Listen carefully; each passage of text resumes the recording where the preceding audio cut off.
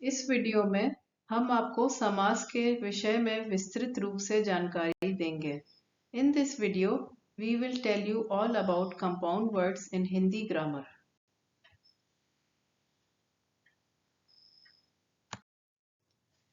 तो ये है समास की परिभाषा। Here is the definition of compound words. समास का शाब्दिक अर्थ होता है संक्षिप्तीकरण या संक्षिप्त करने की क्रिया, अर्थात दो या दो से अधिक शब्दों के परस्पर संयोग को समास कहते हैं।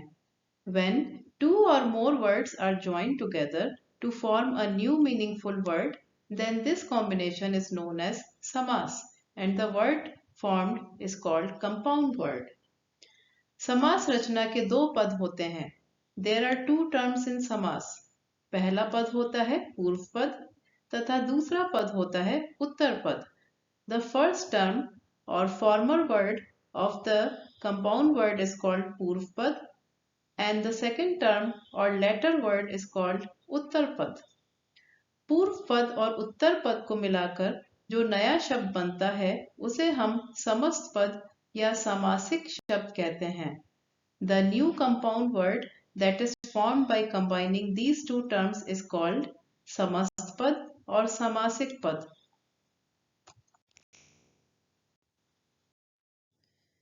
ये है समास के कुछ उदाहरण.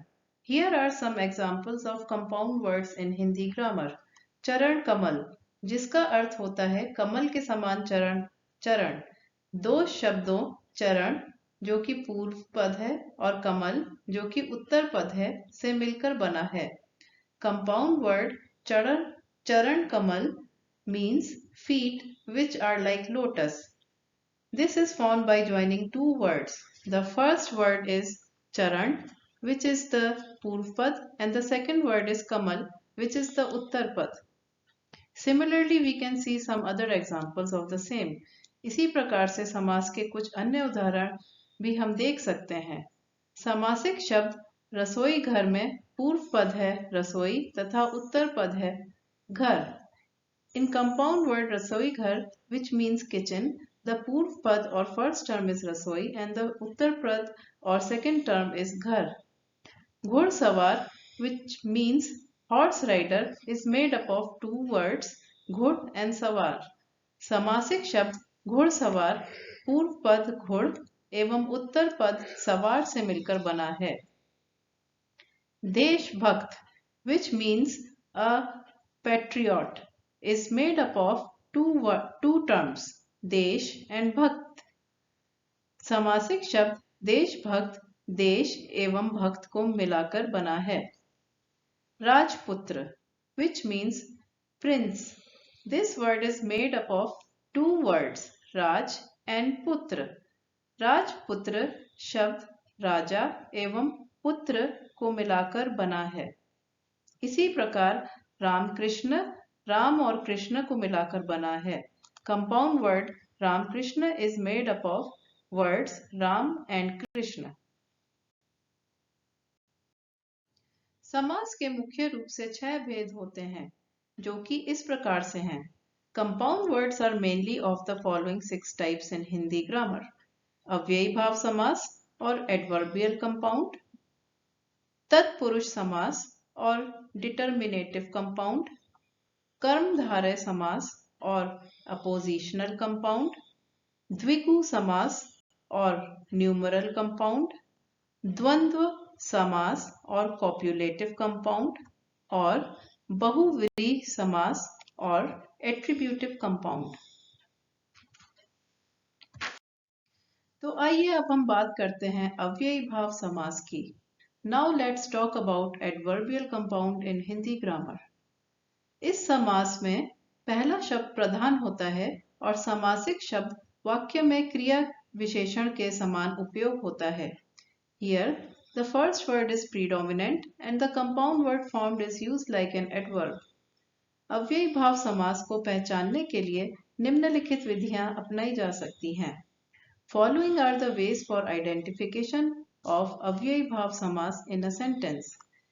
यदि सामासिक शब्द के आरंभ में भर, निर, प्रति, यथा, अनु आदि उपसर्ग अथवा अव्यय हो तब वहां अव्ययी भाव समास होता है।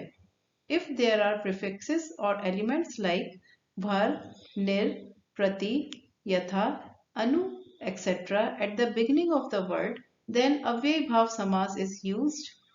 For example, जैसे यथा शक्ति, प्रत्येक, उपकूल, निर्विवाद, अनुरूप एवं आजीवन। इसके अलावा यदि समासिक शब्द वाक्य में क्रिया विशेषण का काम करें तब वहां अव्ययी भाव समास होता है। If the compound word acts as an adverb in a sentence, then it has adverbial compound. For example, जैसे उसने भरपेट खाया। यहाँ भरपेट जो कि एक सामासिक शब्द है वाक्य में क्रिया विशेषण के रूप में प्रयोग किया गया है। Here, भरपेट is a compound word which is used as an adverb in the sentence. Here are some other example in sentences for the same. ये हैं अव्ययी भाव समास के वाक्यों में कुछ और उदाहरण। वह यथाशक्ति प्रयत्न करेगा, which means he will try his best. बालिका प्रतिदिन विद्यालय जाती है। The girl goes to school every day. वह आजीवन गरीबों की सेवा करता रहा। He continued to serve the poor throughout his life. इन वाक्यों में आए शब्द यथाशक्ति, प्रतिदिन और आजीवन अव्ययी भाव समास के उदाहरण हैं। In these sentences, compound words यथाशक्ति, प्रतिदिन and आजीवन are examples of adverbial compound. यहाँ हम चर्चा करेंगे समास के दूसरे भेद यानी तत्पुरुष समास के विषय में। Here we will discuss about the second type of compound word in Hindi grammar, which is determinative compound. जहाँ दूसरा पद प्रधान होता है तथा पहले शब्द के साथ लगे किसी कारक विभक्ति का लोप होता है, वहाँ तत्पुरुष समास होता है। Here the second word is dominant and there is omission of the case, that is karak, which is attached to the first word. For example, let's look at the following sentences. उदाहरण के लिए आइए इन वाक्यों को देखते हैं। हमारे देश में जनतंत्र है। There is democracy in our country. सभी युवक इस देश के राजकुमार हैं। All the youth are princes of this country. माताजी रसोई घर में व्यस्त हैं। Mother is busy in the kitchen. किसान बैलगाड़ी चला रहा है। The farmer is driving bullock cart. इन वाक्यों में आए शब्द जनतंत्र, राजकुमार, रसोई घर और बैलगाड़ी तत्पुरुष समास के उदाहरण हैं। In these sentences, compound words जनतंत्र, राजकुमार, रसोई घर and बैलगाड़ी are examples of determinative compound.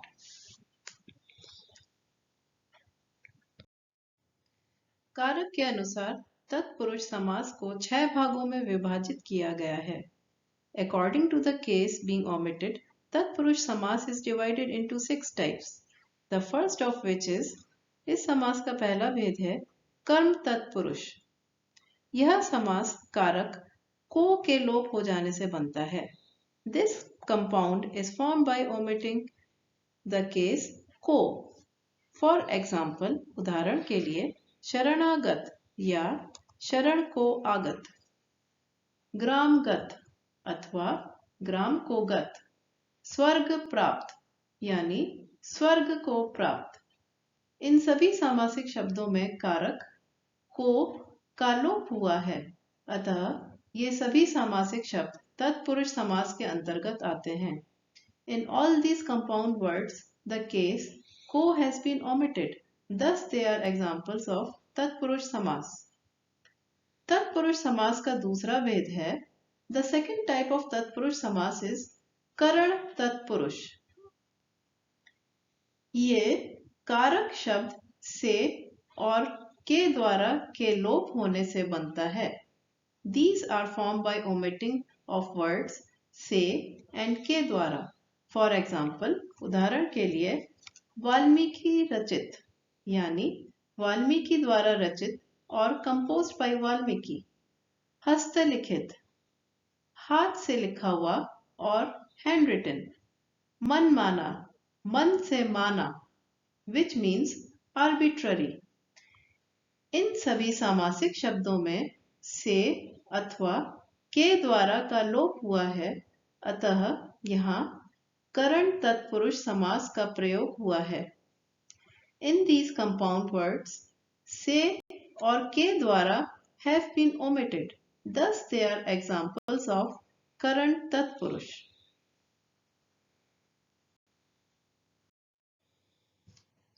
तत्पुरुष का तीसरा भेद है संप्रदान तत्पुरुष. The third type of तत्पुरुष समास is संप्रदान तत्पुरुष. यह समास कारक शब्द के लिए के लोप होने से बनता है. They are formed by omission of के लिए in the compound word. उदाहरण के लिए for example सत्याग्रह यानी सत्य के लिए आग्रह which means holding firmly for truth. रसोई घर यानी रसोई के लिए घर और किचन. डाक गाड़ी अथवा डाक के लिए गाड़ी which is post chaise. इन सभी सामासिक शब्दों में कारक के लिए का लोप होने के कारण ये संप्रदान तत्पुरुष के अंतर्गत आते हैं. In these compound words, के लिए has been omitted. Thus they are examples of संप्रदान तत्पुरुष. तत्पुरुष समास का चौथा भेद है अपादान तत्पुरुष. Fourth type of तत्पुरुष समास is अपादान तत्पुरुष. कारक से के लोप होने से यह समास बनता है. This compound is formed by omitting से. For example, उदाहरण के लिए पथ भ्रष्ट यानी पथ से भ्रष्ट which means deviated from the path. ऋण मुक्त या ऋण से मुक्त और free from debt. धनहीन अथवा धन से हीन और fortuneless.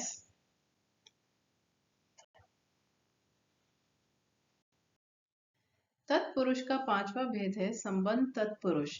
इस समास में का, के, की आदि का लोप हो जाता है. The fifth type of तत्पुरुष समास is संबंध तत्पुरुष. This compound is formed by omitting of का, के, की, etc. For example, उदाहरण के लिए राजसभा यानी राजा की सभा और किंग्स असेंबली. गंगा जल या गंगा का जल और water of the Ganges. Rajput अथवा राजा के पूत और son of a king. The sixth type of तत्पुरुष समास is तत्पुरुष समास का छठा भेद है अधिकरण तत्पुरुष. में और पर के लोप होने से यह समास बनता है. Here the compound word is formed by omitting में and पर. For example, उदाहरण के लिए जल समाधि अथवा जल में समाधि और वाटर बरियल. ध्यान मग्न या ध्यान में मग्न और engrossed in meditation. आप बीती यानी आप पर बीती और self experiences. अब हम बात करेंगे समास के तीसरे भेद यानी कर्मधारय समास के विषय में. Now we will talk about the third type of समास which is called appositional compound. जहां पहला शब्द विशेषण या उपमान तथा दूसरा शब्द विशेष्य या उपमेय हो, वहां कर्मधारय समास होता है. Here the first word of the compound word is an adjective and the second word is a substantive. For example, उदाहरण के लिए नीलकमल यानी नीला है जो कमल और a lotus which is blue. यहाँ समासिक पद का पहला शब्द यानी नील विशेषण है तथा दूसरा पद यानी कमल विशेष्य है. अतः यहाँ कर्मधारय समास का उपयोग हुआ है। Here, the first word Neel is an adjective and the other word Kamal is a substantive. Thus, this is an example of oppositional compound or Karmdharya Samas. Similarly, we can see other examples for the same. कर्मधारय समास के अन्य उदाहरण इस प्रकार से हैं। महादेव अथवा महान है जो देव और a god who is great। नवयुवक या नव है जो युवक which means a young man। महात्मा यानी महान है जो आत्मा और a great soul। और चंद्रमुख या चंद्र के समान मुख और a face which is like the moon।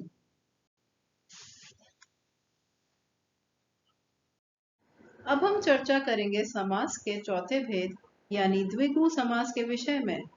Now we will discuss about the fourth type of compound word in Hindi grammar, which is known as numeral compound, जहाँ पूर्व पद संख्यावाचक विशेषण हो तथा समस्त पद किसी वस्तु के समूह का बोध कराए, वहाँ द्विगु समास होता है।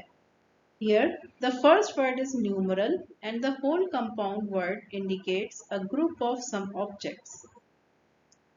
इसमें भी कर्मधारय समास की भांति पहला शब्द विशेषण होता है, किंतु वह संख्यावाचक शब्द होता है।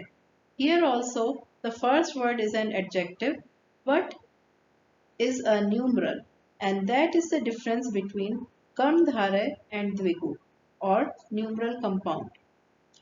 For example, उदाहरण के लिए त्रिकाल यानी तीनों कालों का समूह which means the 3 tenses or the 3 times of the day। Triphala अथवा 3 फलों का समाहार और combination of 3 fruits। नवरात्र यानी 9 रातों का समूह और set of 9 nights। पंचवटी या 5 वृक्षों का समूह और group of 5 trees। शताब्दी यानी 100 वर्ष का समय और सेंचुरी।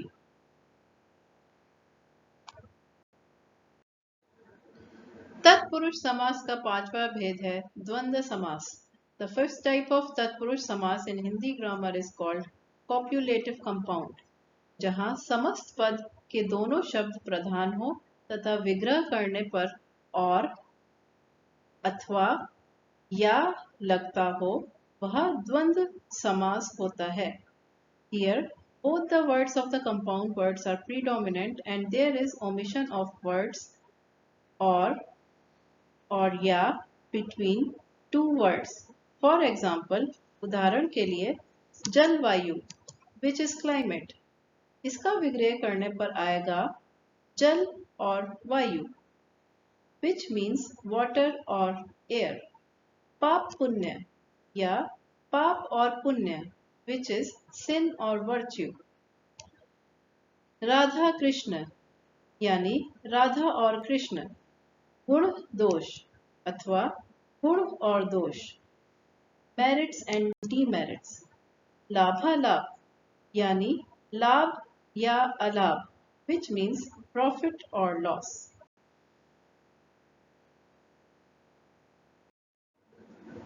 द्वंद्व समास जिसके विषय में हमने अभी चर्चा की है, मुख्यतः 3 प्रकार के होते हैं। Copulative compounds are of following 3 types। पहला भेद है first type is इतरेतर द्वंद्व, जहां समस्त पद के विग्रह करने पर और तथा आदि समुच्चय बोधक आए, वहां इतरेतर द्वंद्व होता है। Here, when the compound word is separated into 2 words, conjunctions such as or and तथा are inserted between them। For example, उदाहरण के तौर पर ऋषि मुनि अथवा ऋषि और मुनि which means sage and hermit। माता पिता यानी माता और पिता mother और father। दूध रोटी अथवा दूध और रोटी which is milk and bread। द्वंद्व समास का दूसरा भेद है समाहार द्वंद्व। द सेकेंड टाइप ऑफ द्वंद्व समास इज समाहार द्वंद्व। जिस द्वंद्व समास से उसके शब्दों के अतिरिक्त उसी तरह का कोई और अर्थ भी सूचित हो, वहाँ समाहार द्वंद्व होता है। Here the compound word can have a meaning distinct from but similar to that of its constituent terms. For example, उदाहरण के लिए सेठ साहूकार अथवा सेठ तथा साहूकार आदि धनी लोग और rich people like a money lender etc. भूल चूक यानी भूल चूक गलती त्रुटि आदि और ब्लंडर एरर मिस्टेक्स एक्सेट्रा। रुपया पैसा यानी रुपए पैसे गहने वगैरह और मनी ज्वेलरी एक्सेट्रा। द्वंद्व समास का तीसरा भेद है वैकल्पिक द्वंद्व। द थर्ड टाइप ऑफ द्वंद्व समास इज वैकल्पिक द्वंद्व। यहाँ दो पदों के बीच में विकल्प सूचक समुच्चय बोधक जैसे व अथवा या लुप्त होते हैं। Here conjunctions like व अथवा या etc. are omitted between the two words. For example, उदाहरण के लिए पाप पुण्य यानी पाप या पुण्य which means sin or virtue. सत्यासत्य यानी सत्य व असत्य which is truth or lie. जात कुजात यानी जात अथवा कुजात, हाई कास्ट और लो cast.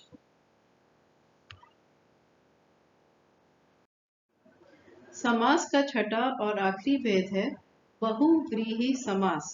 The sixth and the last type of compound word in Hindi grammar is attributive compound, जहाँ समासिक शब्द के पूर्व पद या उत्तर पद में से कोई भी पद प्रधान नहीं होता तथा समासिक शब्द किसी अन्य शब्द की विशेषता बताए, वहाँ बहुव्रीहि समास होता है।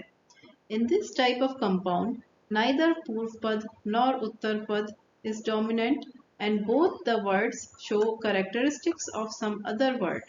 For example, उदाहरण के लिए लंबोदर यानी लंबा है उदर जिसका, one who has big belly यानी गणेश, दशानन यानी 10 हैं आनंद जिसके, one who has 10 heads जो है रावण, चतुर्भुज यानी 4 हैं भुजाएं जिसकी, one who has 4 arms जो है विष्णु, चतुर्मुख यानी 4 हैं मुख जिसके, one who has 4 faces यानी ब्रह्मा, मृत्युंजय या मृत्यु को जीतने वाला, कॉन्क्वेरर ऑफ डेथ यानी शंकर, जितेंद्रिय यानी जीती हैं इंद्रियां जिसने, one who has one the senses यानी कर्ण।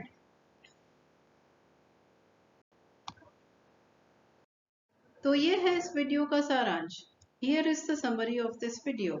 इस वीडियो में हमने समास की परिभाषा का विवरण कुछ उदाहरणों के माध्यम से दिया है। In this video, we have explained the definition of compound words in Hindi grammar by giving some suitable examples.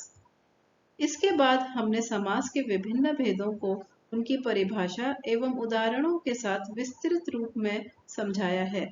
Then we have discussed about different types of compound words with their definitions and examples.